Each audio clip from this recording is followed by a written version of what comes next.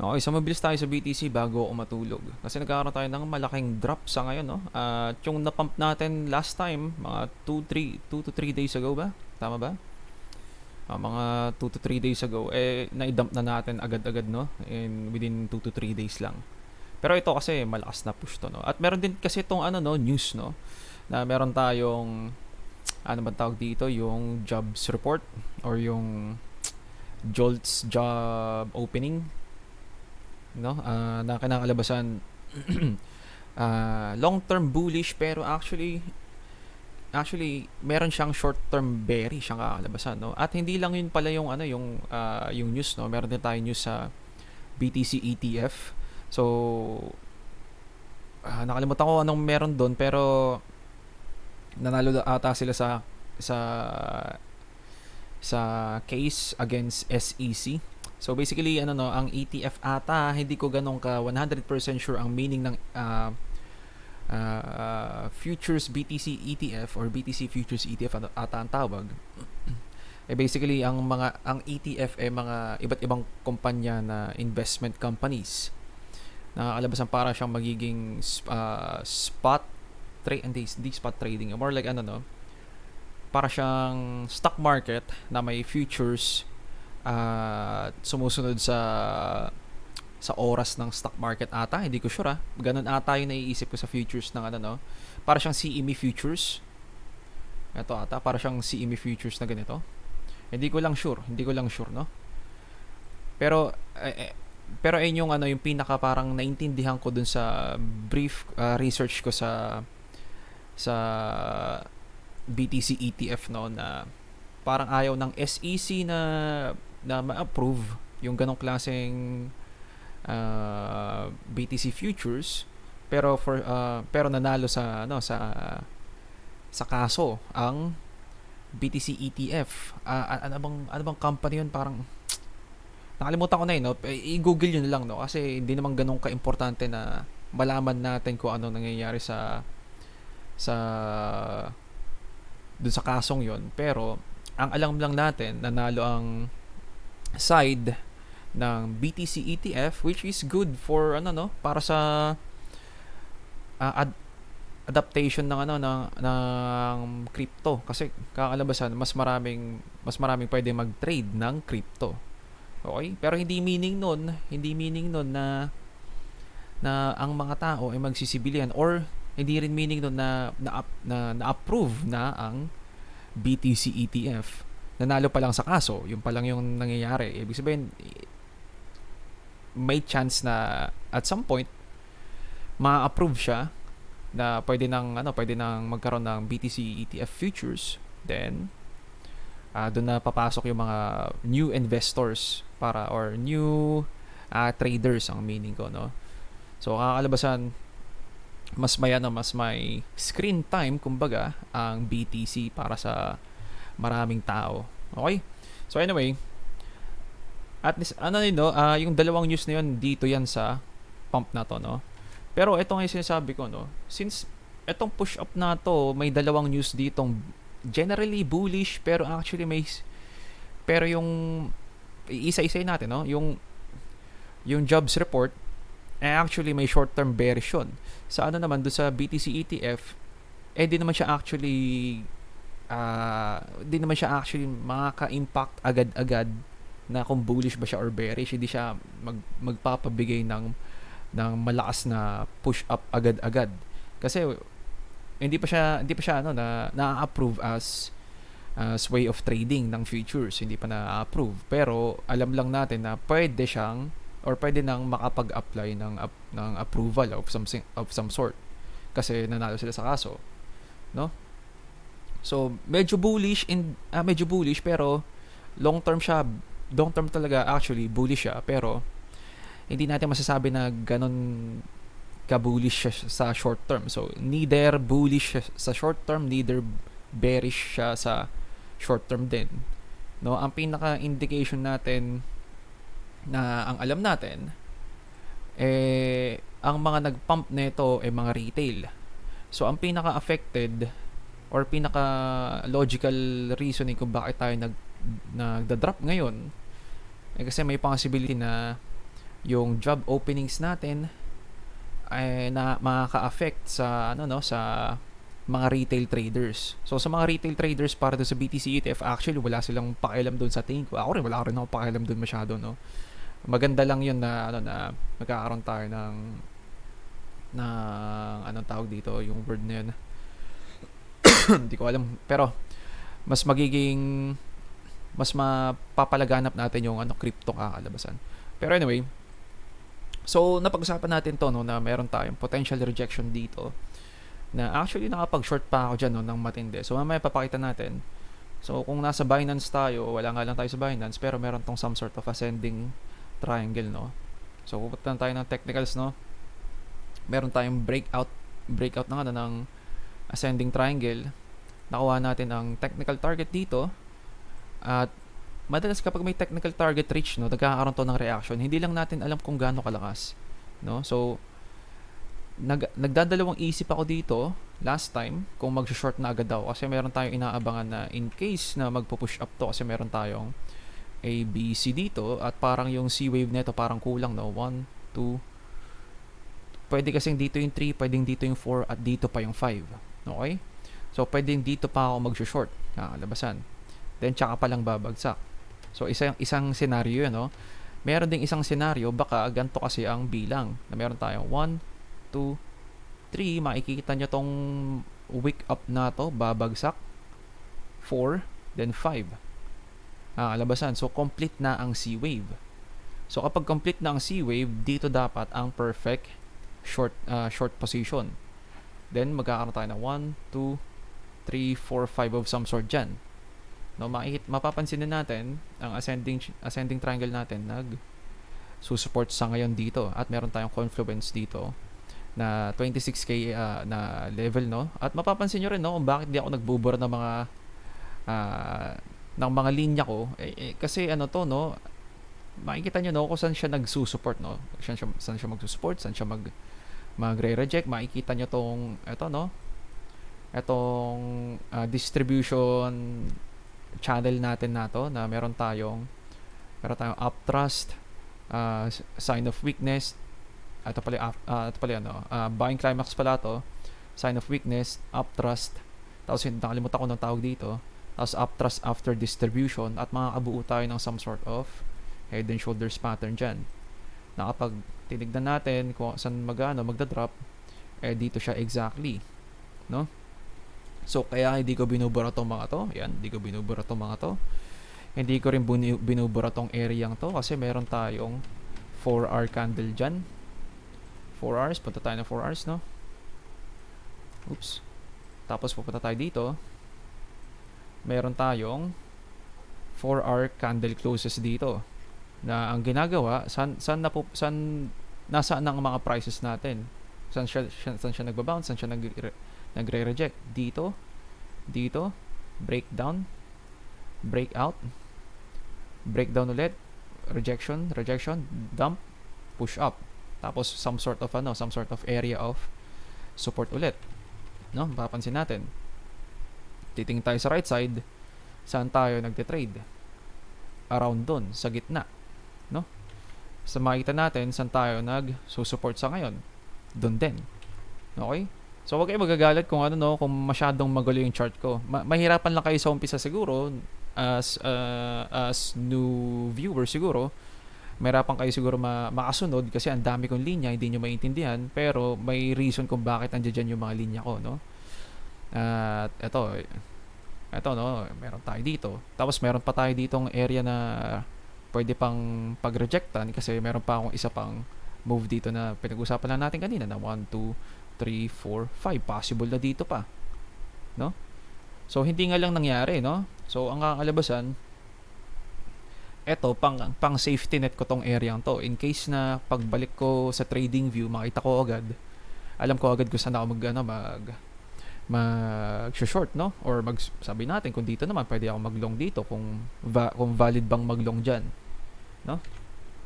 So ganun lang pagpasensya niyo lang kung marami tayong drawing kasi pero ano naman to, no, after natin kung sabihin natin mag-drop talaga tayo, yung mga susunod na drawing dyan wala na masyado, no. kasi napakalaking candle nito, or ito, napakalaking candle nito na walang masyadong support or resistance dyan. Ang susunod na support dito na. Ang susunod na support, ito rin. So kapag bumagsak tayo dito, maging resistance na to, meron tayong maliit na some sort of support dito, meron tayong susunod na support pa dito, then ito na ang susunod kung babagsak pa tayo. Wala tayong masyadong makikita ditong resistances or support area dito sa mga to, no? Wala tayong masyadong makikita. Maliban na lang siguro dito, yan, wala. Kaso hindi ganun ka-importante yan para sa akin, sa tingin ko. So ayun lang no. So kung babagsak tayo, magiging mas clear yung chart natin dito sa area to. Ito siguro hindi natin kailangan to. Yan. Hindi natin siguro kailangan yan. Mga mga some sort of tutorial tong ibang lines dito. Siguro hindi natin kailangan yan. Hindi natin kailangan yan. Ito, iwan muna natin yan dyan. So anyway, ano nang ginagawa ng BTC? So, meron tayong yung potential bilang dito. Kasi dito sa sa index, medyo hindi clear kung alin dito ang lower low. Pero kung pupunta tayo ng Binance, dito sa Binance, meron tong clear na lower low. Na kung titignan natin by impulse wave, meron tayong some sort of 1, 2, 3, 4, 5. Actually, pwedeng dito rin yan, no? Tapos magkakaroon tayo ng ay, pwede ba dito? Hindi ata pwede, no? Baka dito nga yung 1. Oo, tama. Kasi meron tayong some sort of 1, 2, 3, 4, 5 dito. Okay. So anyway, meron tayong 5 waves dito na complete. Kakalabasan, meron tayong kasunod na wave dyan, which is ABC correction. Meron tayong 1, 2, 3. ABC. Then after ng ABC, anong susunod? 5 waves ulit. So, itong move na to, yan. Paumpisa to ng first wave ng mas malaking third wave. Okay? Sa nakikita ko, no, meron tong some sort of 1, 2, 3, 4, 5 na ganyan ang itsura. Pero sa bigger scale, mo ang 1, 2, 3, 4, 5 na ganyan yan, na mas malaki na ganyan, para sa potential C wave. Okay, no? So, ang kalabasan, meron tayong, pupunta tayong daily, alisin ko lang itong mas maliit na wave count na to. Yan. So, ang kalabasan, meron tayong potential na correction, na ABC correction na ganito na malaki. Meron tayong, ilalagay ko na lang dito sa right side, meron tayong A, meron tayong B, at meron tayong C na ganyan. So, titignan natin yan. Madalas ang C wave pumupunta ng 0.5 or 0.618, no? So, titignan natin saan banda siya magsusupport, dito sa area to or dito sa area to. Okay? So, ganun kasimple yung yung pag-ride down ng short. Okay? Kailangan lang natin makita yung structure niya, no? Yung structure. So, medyo doon lang siguro tayo magkakaroon ng komplikadong technical analysis, no? Pero pinapakita ko naman sa inyo, no? Nakakalabasan. So, kaya most likely nag-short na rin ako dito sa area to. Papakita natin sa index, yan. Kasi meron din tayong resistance dito, meron tayong technical target reach dito. Yan, technical target reached. Na madalas alam natin na kapag nagbe-break, then napupunta sa technical target, nagkakaroon na reaction to the downside, no? Pakita ko lang So, ang last na short ko, ang una ko palang short, banda dito pa. Okay? Sa 31,351 ata, no? Dito pa sa area to. Yan. So, bakit kaya dyan? Mapapansin natin, bakit di ko tinatanggal yung mga linya-linya ko dyan. Ito, napakatagal na ito, no? Napakatagal na ito. Siguro months na tong orange lines na tong dalawang to. Titignan natin, zoom in natin. Meron tayong dalawang resistance dito na daily closes. So, 1 tsaka 2. Itong dalawa. Meron din tayo dito sa left side siguro. Kapag titingin siguro tayo ng 4 hours or 1 week. Tignan natin. Ang layo pala natin, no? Ito. Mali. Yan. Titignan natin, area ng support to last time na binreakdown natin. So, weekly support to. Weekly support. Kunin natin to, yung mga yan. Yan. Weekly support. nasa gitna ng ano ng dalawang daily resistance na to, nasaan ang rejection natin? Exactly dun. I-extend pa natin to, no? Extend natin. Dun lang rin. So, nag-short ako dyan, makikita natin, ito ba yun? 31,321. Ito pa yung siguro mga last 2 weeks ago pa tong picture ata na to, or mga 1 month ago pa ata tong picture na to. No, doon yung ano ko, yung short ko, no, dito sa area to. Pero syempre meron din tayong impulse theory dito, no, impulse wave theory, na makikita natin meron tayong some sort of 5 waves dito. Meron tayong 1 2 3 4 5. May completion ng structure, ng 5 wave structure. So anong kasunod diyan? Minimum of ABC correction. Minimum lang, minimum. So kalabasan magkakaroon dapat tayo ng A, B, C na ganito. Kaso ang drop down nito malaki. Okay? Malaki tong drop down na to. Ibig sabihin may chances na hindi lang ABC correction to.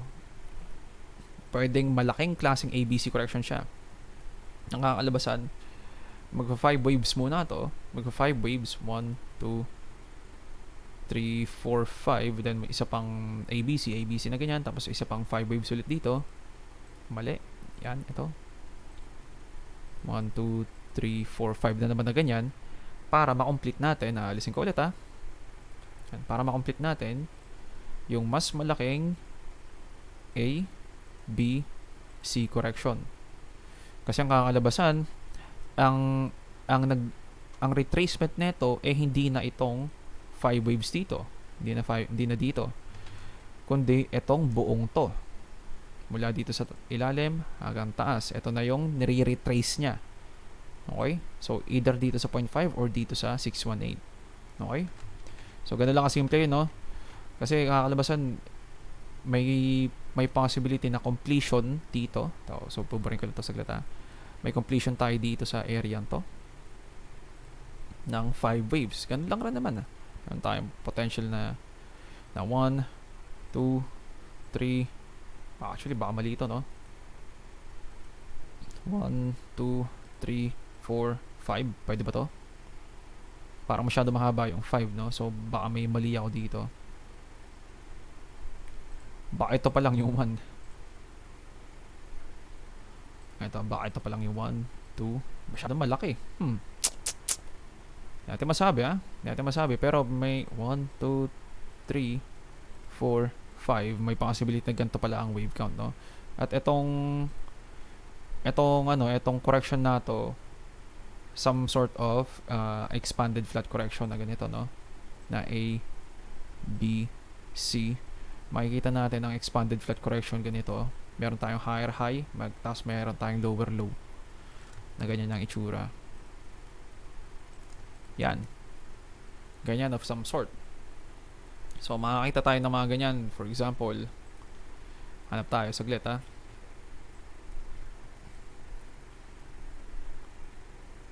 pwede siguro dito. Kaso, yan, tayo masabi kung expanded flat correction ba yun o hindi. Saan kaya pwede?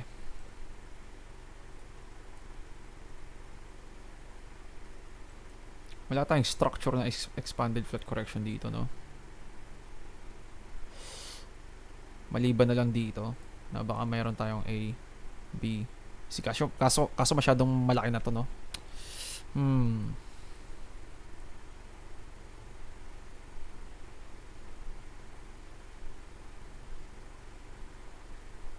Wala tayong makikita. Ito, classic ABC correction. Ito, flat correction. ABC, flat correction. Wala tayong expanded flat. Ito, expanded flat. Okay. So, meron tayong A, B, C. Meron tayong higher high. Higher high. Meron tayong lower low. Then, pump. No? Makikita natin. Tapos, yung ano niya, yung support niya dito sa area to, or possibly dito sa box na to, no? Yan. Okay? So ganito yung mga klaseng correction na lumalagpas ng high, lumalagpas ng low, then biglang magpa-pump. Okay? So ganun lang rin dun sa right side, no? May possibility na ganun ang itsura. So nasaan na mga ba yun? Ito, no? A, B, C, pump. Kaya ganun ang second wave natin. Okay? So medyo napa-segue tayo ng tutorial dun sa. Pero anyway, ang kinakalabasan, no, ang mas nakikita nating possibility, yung minimum na correction, ito na.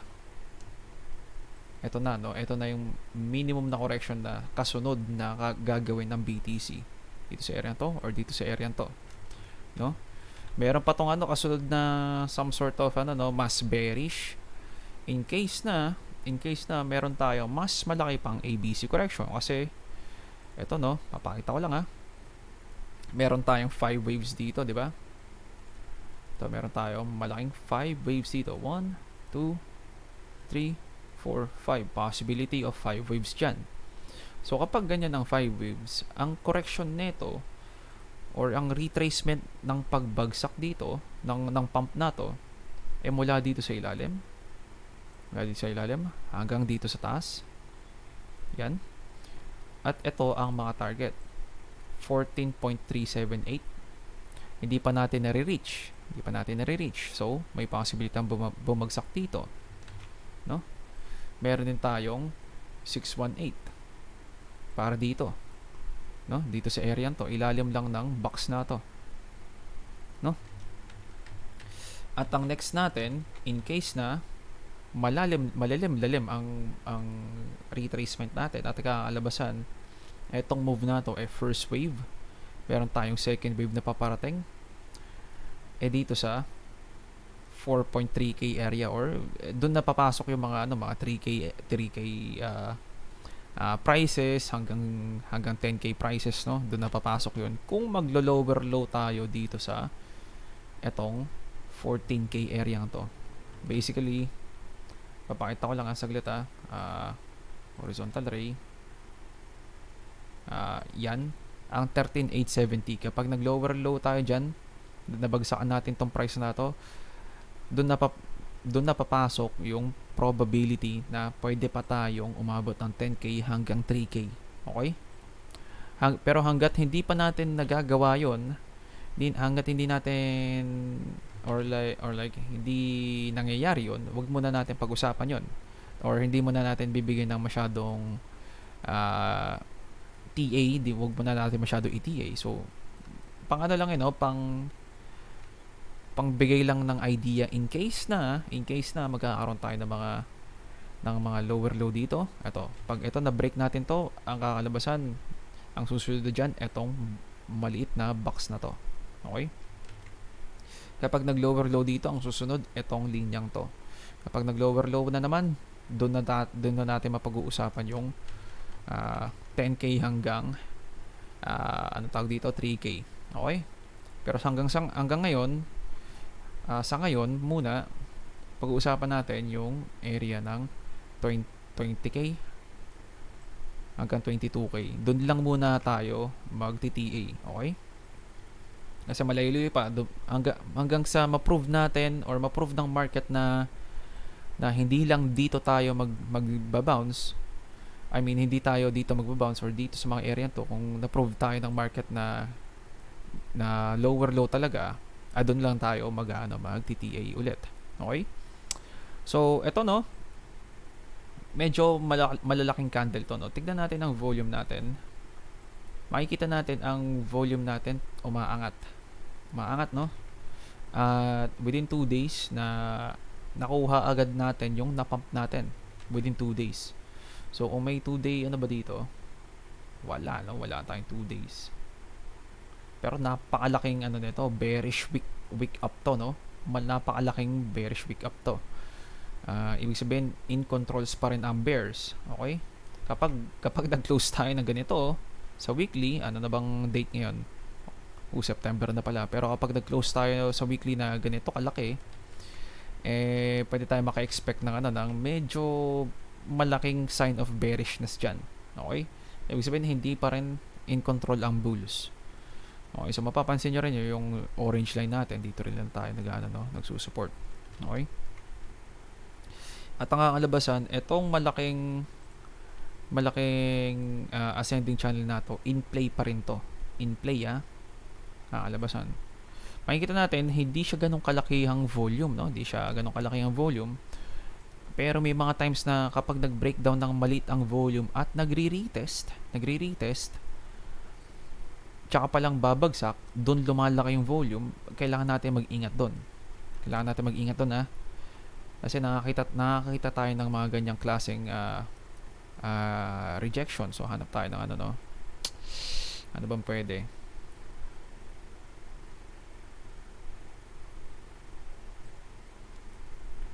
Ito, for example, no, meron tayong some sort of ganyan, resistance. Meron tayong some sort of resistance rin dyan.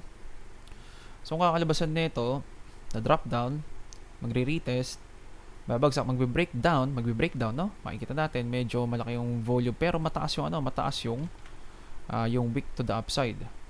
Then, magko-correct tayo dito, hanggang sa magkaroon na naman tayo ng mas malaking volume, no? May mga times na ganun nangyayari, no? Ano pa tayo? Saan pa ba? Wag dito.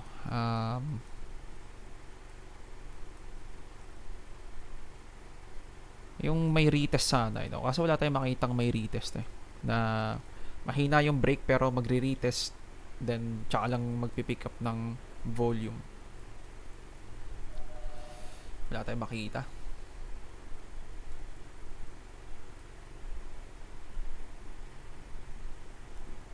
Dito kaya.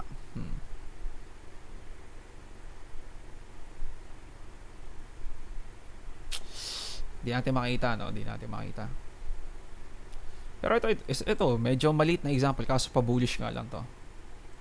Pa-bullish. So, meron tayong decent volume lang. Breakout. Actually, pabagsak yung volume nito, no? At dito pa natin na-confirm na may breakout na. Breakout, retest. Kaso, medyo mas malalim na retest nga lang to. Then, yung sunod na candle, nag-volume spike. No? So, mga ganong klaseng after ng retest, tsaka palang nagkakaroon ng volume. So, pwede rin mangyari yan dito.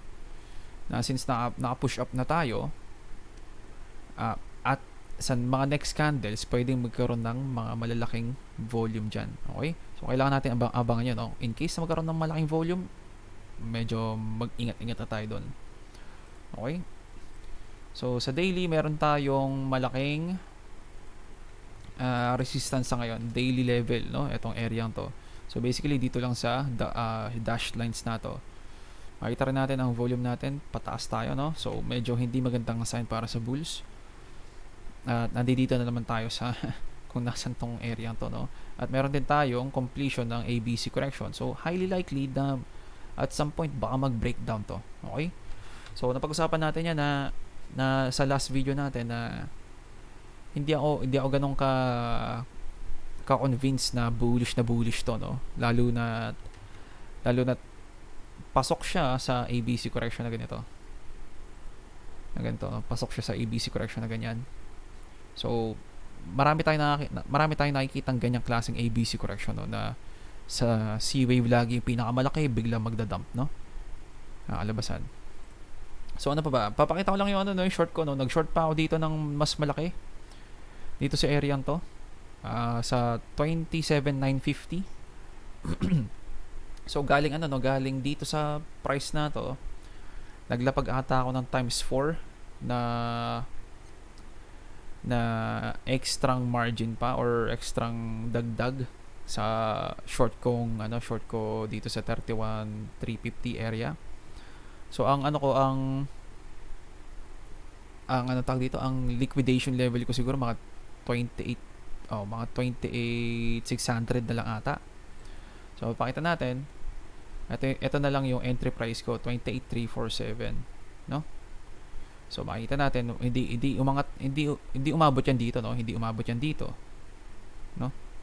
So ang entry price ko andi dito, which is taas lang nito. Kasi mag-average out yan, no? Kapag nag-short ako dito at nag-short ulit ako dito, depende kung ano ang mas malaking value ang nalapagan kong short, mas malaki dito. Oops. Mas malaki dito ng times 4. So basically, bababa yung ano natin, yung entry price natin. Ito yung ito yung yung kapag sabi natin 100 dito, 100 din dito. Dito yung entry price mo. Medyo malaki nilapag ko dito. So, huwag ka nalabasan dito. Ang entry price na lang. Okay? Kailangan natin end yung video kasi ang kate na nalalamunan ko. Last one, no? Makikita natin dito sa ano ba to? 1 day ago lang to, no? Kay Chigi Crypto. Na ang mga whale, so ano to? Mga Kraken to, no? Ang mga Kraken, nung FTX crash na gano'n, no? Naglipat ng BTC papunta sa mga wallet nila, which is understandable yun, no? Pero hindi ko masasabi na type of accumulation yun, kasi makikita natin habang nagpapump tayo and dumi-decrease ulit ang mga Kraken wallet sizes, no? Nagdi-decrease. Ibig sabihin, actually nagte-take profit sila sa pump. Okay? So etong pump na to, etong malakas na pump na to, most likely sa ano lang to, FTX crash na aalisin nila yung pera nila sa FTX at lilipat nila sa mga storage nila sa wallet hard wallet nila, ganun. Kaya tayo nagkaroon ng data na malakas ang accumulation dito. Okay? Pero hindi siya technically accumulation, ha. Ay lang yung gusto kong ma-point out, no? At makikita natin habang umaangat tayo, nagda-drop ang mga Kraken. So mga 10,000 BTC and above to, no? Kung titingin tayo sa whales, 1,000 BTC and above, habang nagpa-pump ang BTC, sideways lang ang wallet sizes ng mga whales. So hindi tayo makakita ng strength sa whales. So saan kaya nanggagaling tong pump na to? Saan kaya nanggagaling? Tignan natin. Meron ba siya? Ito. Puro sa mga retail, which is ano to, no? 1 BTC. Makikita natin, papaplakin ko pa. Kung di nyo nga lang makikita to, ito, greater than 1 BTC. 1 nakalagay. So ano pa tayo? Meron pa ba? May papakita pa ba siya? Wala na.